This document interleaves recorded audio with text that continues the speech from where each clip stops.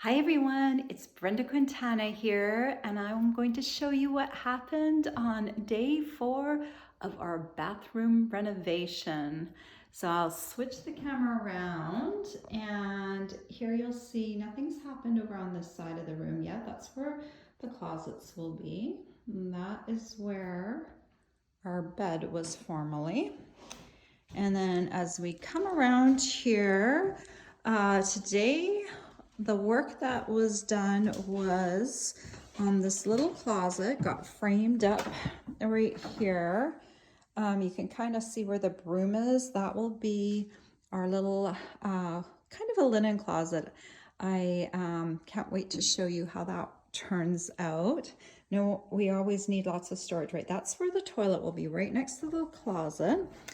And then on here is the beginnings of a false wall that we need because we are getting some medicine cabinets that are going to be recessed into the wall. But since this here is an exterior wall, we can't recess into an exterior wall.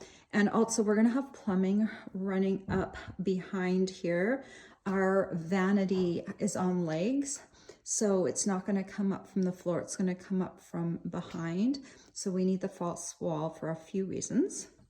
Then over here, you will see where the shower is going to be. And we'll come in, I guess, on this side, and our water will be coming from here. So take a few little steps back, I think, and you can kind of see the size of our shower. It's going to be great. We're not going to have a tub in here. We don't have room for that. But I think most people now are okay with that. This little air duct also got framed in. And I had a nice discussion with the electrician today, and he came by to kind of get the lay of the land, and he was so nice. My dad was an electrical contractor, and this man was so very nice and had a lot of the same work ethic as my dad does, or dad did. And so I'm looking forward to having him come to do some electrical work.